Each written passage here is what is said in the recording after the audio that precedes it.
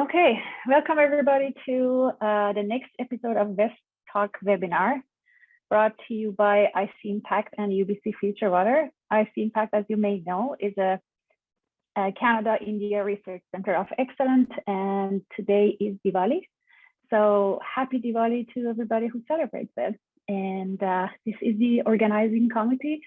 Myself, Abhishek, Fuhar, and Kar, we are from UBC, and Jaskaran is joining us from University of Guelph, and Kelsey from University of Victoria, and Freya helps us to coordinate, put the stuff up internet, and it's a coordinator for IC Impact event. This is a map of everybody who joined us so far around the globe, and there is a link here. If you have not checked in, please myself or Kar or any other organizing committee member is going to share that link in the chat box. So if you haven't checked in, please log in there and let us know from where you are participating. This is a lineup of speakers for fall 2021. We started with Dr. Andrew Jones from Duke University. He talked about bacteria transport and biofilm structure. It was a very interesting talk. And then 2 weeks afterward, October 7th, was Dr. Michael Bentel about PFAS in drinking water. Dr. Goodwill canceled because of some issues, but he rescheduled with us in March. So if you are interested in manganese oxidation in drinking water, please stay tuned and join us in March. Today is Dr. Maura Allaire from UC Irvine. She's going to talk about water equity and compliance with drinking water standard. November 18, Dr. Ian Adler from UCL talking about rainwater harvesting in practice. Dr. Monica Elmenko from U Waterloo, and we're going to finish this series, a fall series by Dr. Alexander Cassidy from University of Laval. And like always, you probably know that you can find the recorded or past talks in IC Impact channel on YouTube, and listen to whatever you think you missed. But today the speaker is Dr. Maura Allaire. She's joining us from UC Irvine. She's an assistant prof there with expertise in water economics and special statistics. Her research focuses on assessing equity in drinking water quality and decision support for water resource management. Her professional experience spans the public and private sectors, including international organizations such as World Bank, Fulbright Scholar Program, think tank, Resources for Future, and International Water Management Institute, and also environmental consulting such as AMEC. She holds a PhD from the University of North Carolina and was a postdoctoral fellow at Columbia University's Irvine Institute. She currently runs the Water Equity Lab at UC Irvine. We are super excited to have her here and learn more about her research. If you have any questions, please put it in the chat box. Cards will get all the questions after the talk. And with that, I would like to hand this over to Dr. Allaire. I'm gonna stop sharing so she can start. Thanks so much for the intro and the invite to join you all today. So yes. Am I? Yeah, I'm fully connected. Okay, I'll continue. So yes, I focus on disparities in infrastructure services and how governance and policies at multiple levels, local, state, and federal, can improve water security. And what I'll share with you today touches on the challenge of securing safe water for communities. And this is joint work done in collaboration with Sarah Acquah, who is a former postdoc fellow for the UC Irvine Water Equity Lab. So what I'll start off with is really giving an quick overview of past work that my research group has been active with that sets the stage for the current study on water equity that is much more recent. So in past work, I've looked at what regions and types of communities might benefit from targeted assistance. And this was focused on the US. So the good news from this past work is that the US tends to have a high level of water quality, and the vast majority of community water systems do deliver safe water. But the problem is, every year, about 7 or 8% of water systems fall behind and don't meet national drinking water standards that are health-based. And so what this map is showing you is for each county, the number of violations per water system that occurred there between the years of 2004 and 2015. And the big takeaway from this is that the number of health-based violations is not evenly distributed.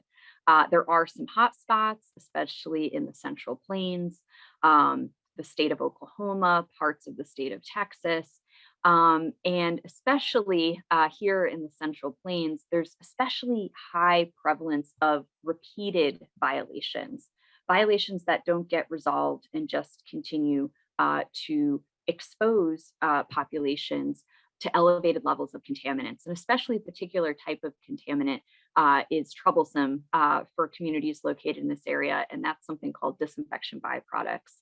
So a byproduct of the disinfection process. Beyond just taking this broad overview in terms of where water quality issues are happening, I was also concerned with the types of communities bearing the brunt of violation burdens. So what types of communities might be bearing the brunt? Well, if we separate out communities by how rural or how urban they are, just based on population density, and if we plot the number of violations per drinking water system, we sort of see a pattern. So it seems that urban systems have the lowest violation occurrence, followed by suburban systems. Rural has the highest. And then if you further separate rural into communities of low income and high income, this is where the difference gets quite stark. Rural low income systems have the highest rates of violation occurrence. And this gap between rural low income communities appears to have grown ever since the early 2000s. And this might be partly driven by new regulations becoming active that these communities just could not meet. And a major component of these new regulations were for disinfection byproducts. So the very type of contaminants that these communities are facing and struggling, this is what, once new regulations kicked in, they really couldn't keep up. So many communities might not have the capacity, technical, managerial, financial, to comply. So some communities have reoccurring violations year after year. So the big takeaway from this past work is that we know violations extend beyond just the case of Flint, Michigan, which attracted quite a bit of attention in the US. And some communities might be more vulnerable than others. So this takes us to current work that directly focuses on equity, particularly in terms of income and race and who is bearing the brunt of water quality burdens.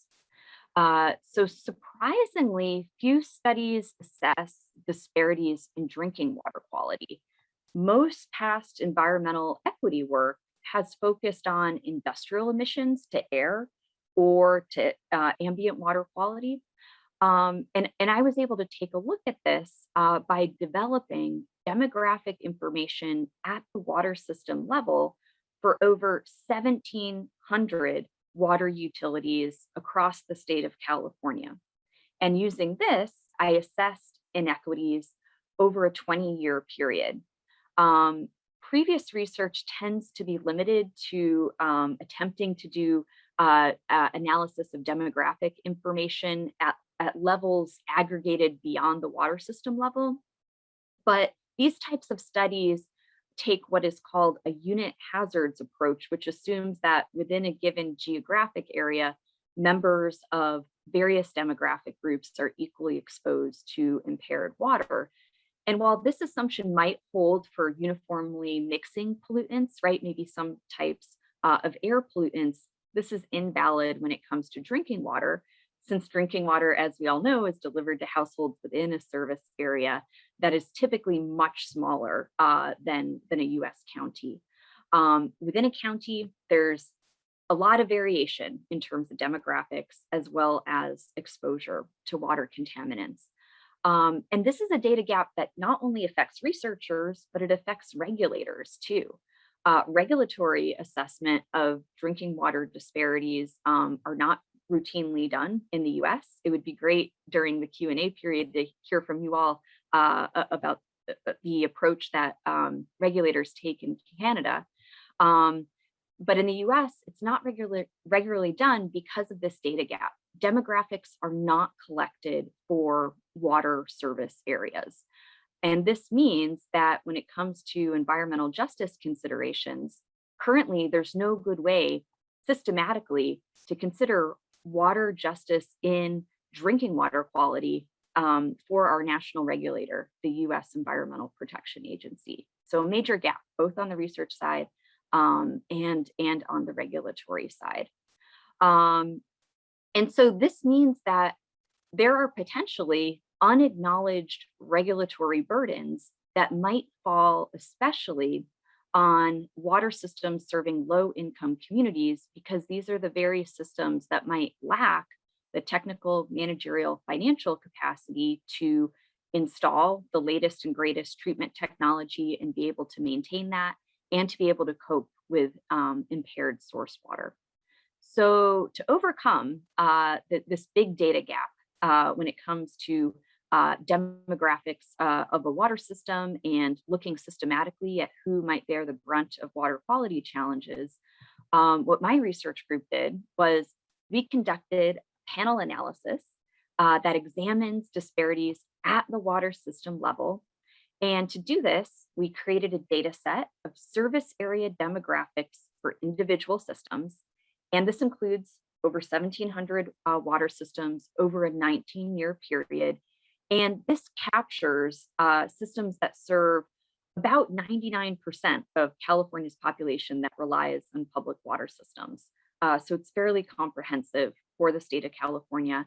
And we assess how demographics are associated with water quality violations for all 91 contaminants that are regulated at the national level in the US. And so how did we do this, right? What's sort of the approach that we took to estimate these demographics that are not currently available, right, from regulators or water utilities themselves? So the big assumption that we were making was we took the approach of aerial interpolation. We combined information on service area boundaries. For the state of California, these are digitized. And this is a growing trend across states in the US. So perhaps this analysis will be able to be conducted more broadly in the future. So we're taking the boundaries of utility service areas and then overlaying this with the geographies, census geographies, which then provide demographic information. And we were intersecting these utility service areas with demographic geographies. We happen to use the level of geography of the zip code in the US. And we're really calculating the portion of the land area of a given zip code that was intersecting with these service area boundaries. And that allowed us to weight demographic variables when aggregating characteristics up to the level of the water system level. And so by creating, right, this demographic information, this study is able to produce more credible estimates of the link between water quality violations and income, race, and ethnicity. And the goal is to see if factors beyond just system scale influence compliance with health-based regulations, because currently how aid and assistance are targeted is largely based on system size. Usually it's small systems that are prioritized. And perhaps that makes sense, right? That certainly makes a lot of sense in terms of targeting systems that lack adequate economies of scale, but there might be other factors that further exacerbate compliance challenges that are not currently being considered when it comes to targeting of aid and assistance to bring utilities back into compliance. So, right, this was general approach to be able to generate the data in the first place. And then to do the analysis to assess the relationship between violations and demographics, I developed a logistic regression model, which is really trying to see what the association is between the likelihood of a violation occurring at a given water system in a given time period as a function of demographics. And the key things here were income, race, and ethnicity. And then, throwing in some controls too. So examples of controls. I wanted to control for system size, right? Because a big utility is going to have greater capacity to comply than a small one.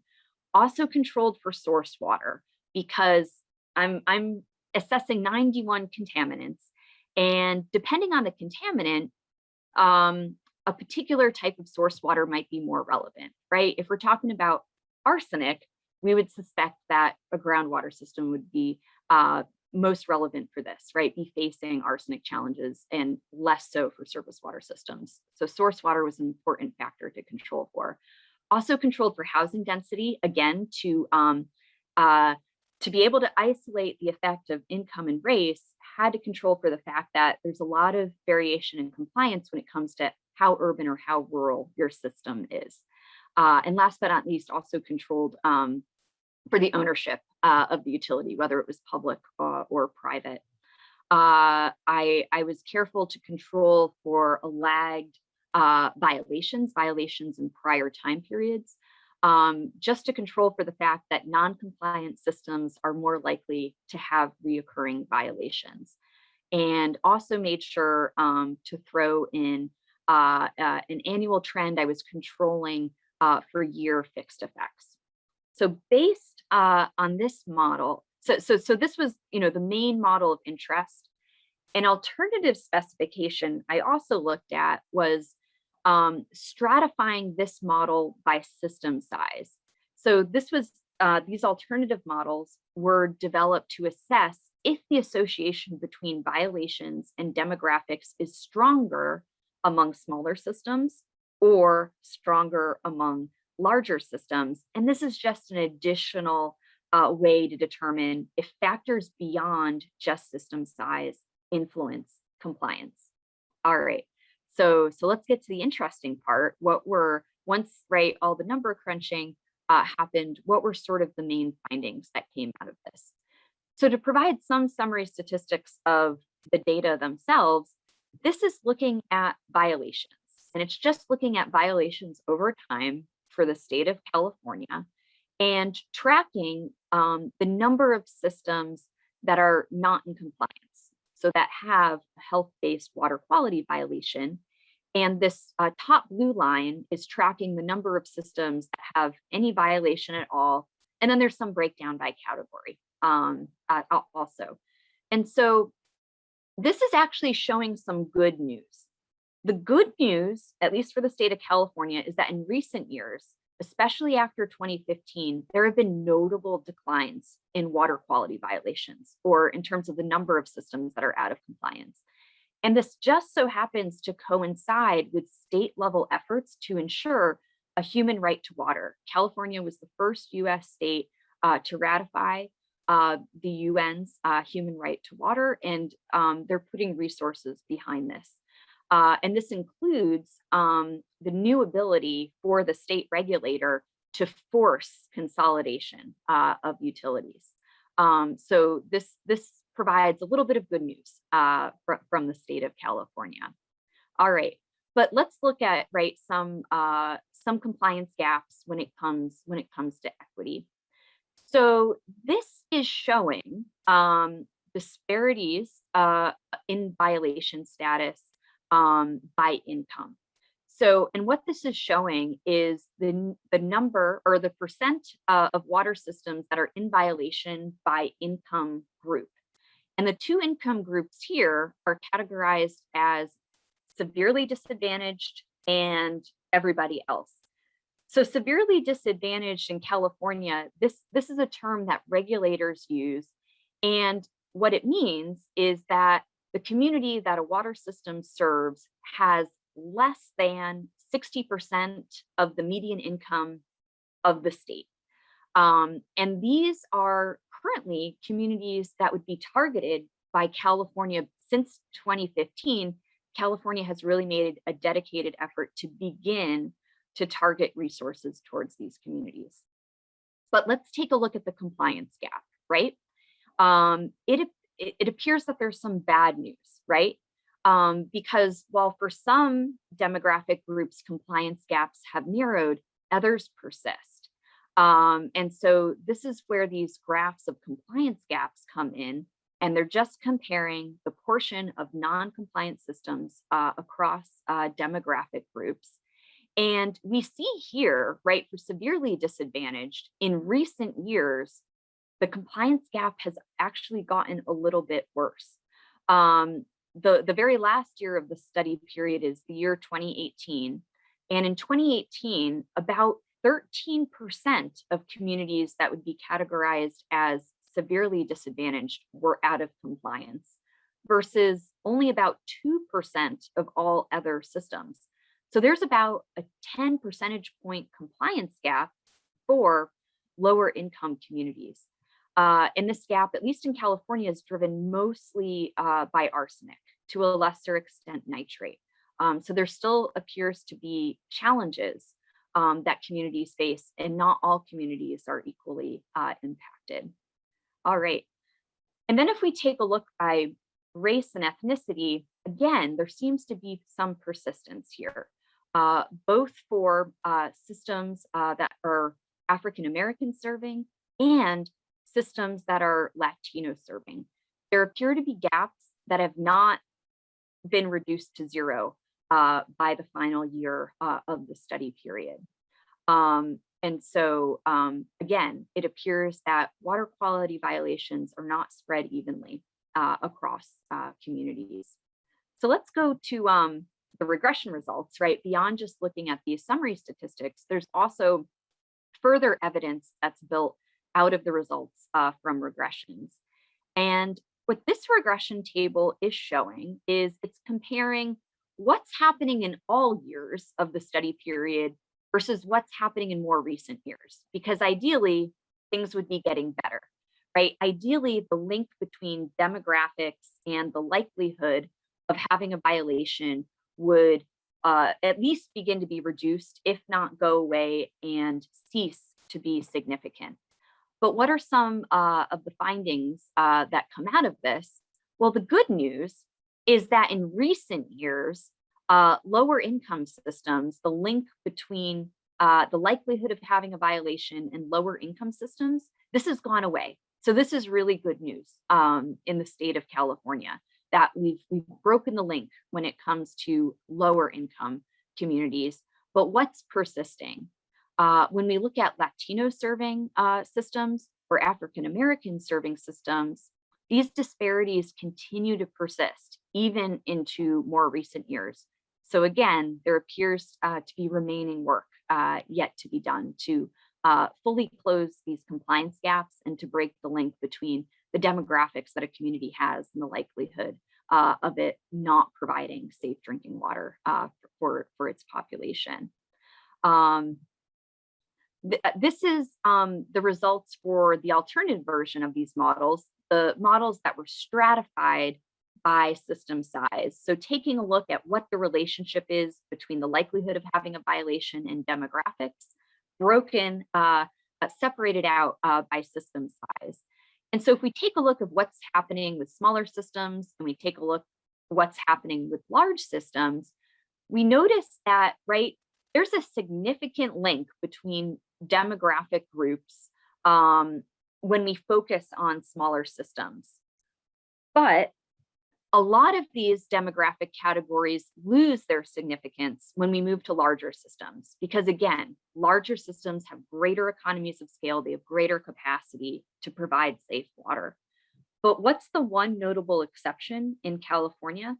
The one notable exception are African American serving systems, where the link between demographics is not broken when we move to large systems.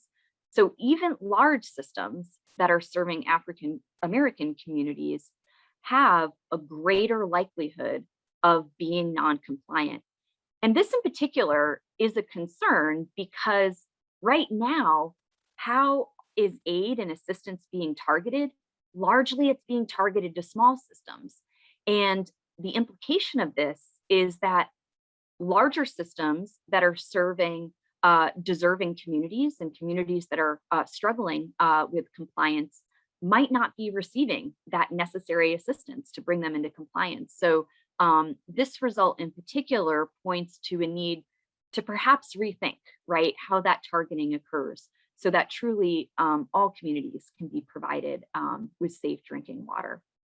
So some final thoughts on all this, and to sort of wrap up lessons learned, is this is taking a look at the summary statistics, breaking it up by system size, and taking a look of what's happening with our compliance gaps across demographic groups. And again, this is sort of reiterating what we're already seeing from the stratified regression models, is that the good news is that for a lot of demographic categories, once we jump to large systems, a lot of these compliance gaps at least are reduced, if not go away entirely. But again, what's the biggest exception? It is African American serving systems. And so again, right, this is pointing to maybe a rethink of how aid dollars are targeted. Only considering system size alone might not be good enough. We might need to start considering factors of the community itself. All right, so big takeaways here. This study provides greater context for at-risk communities and how disparities have evolved over the past 20 years. And hopefully this can help inform efforts to better target communities. We find evidence of water equity concerns for low-income areas and communities of color. And systems serving these communities have incurred violations at rates several times higher than other systems. And so this is really showing how the influence of income, race, and ethnicity, how this influences the capacity of water systems to comply with drinking water standards. And so with that, I'll close out. And yeah, I'm excited to hear questions, comments, and perhaps any overlap this has with your active research. Thanks so much.